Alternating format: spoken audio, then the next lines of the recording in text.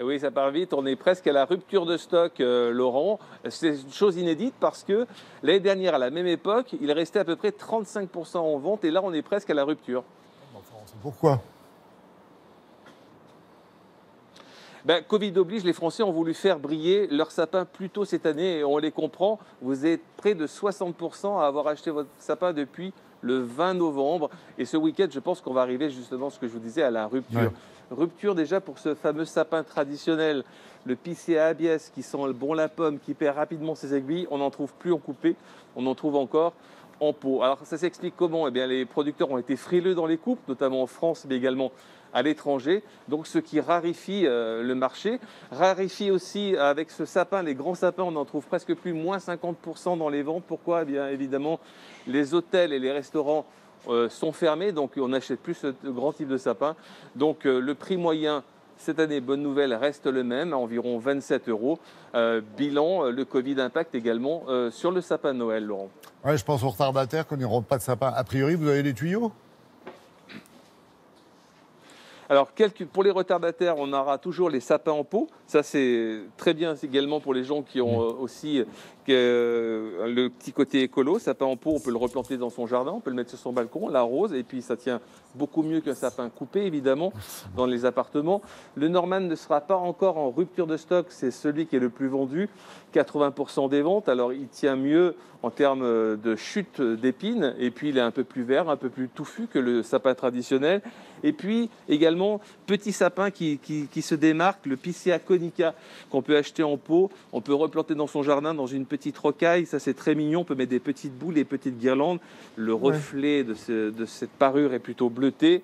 Et puis la Rolls-Royce du sapin, l'Abies nobilis, sapin bleu qui sent vraiment la résine, il sent le sapin, il dégage une très belle odeur. Celui-là, il est très résistant pour les appartements surchauffés. Et puis également, depuis quelques années, les Français se jettent beaucoup sur le sapin dit reconstitué avec des branches naturelles. Donc ça, c'est un travail presque d'orfèvre. On peut le réutiliser d'une année sur l'autre, il sera un peu plus sec. Mais ça, c'est aussi le petit côté écolo. Et surtout, quand on n'a pas de place, petits appartements, c'est vraiment très très bien avec la petite couronne qui va avec.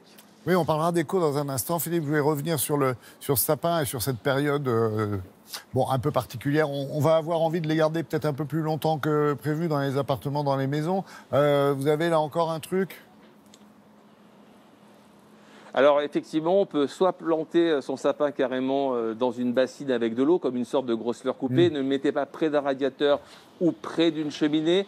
Pour ceux qui n'ont pas misé sur les guirlandes électriques, eh bien, on peut le pulvériser régulièrement ou tout simplement l'acheter en pot pour le replanter et pour l'arroser. Il tient beaucoup plus longtemps. Bon, et côté déco, alors, c'est toujours guirlande et boules? Non, on va changer de ça.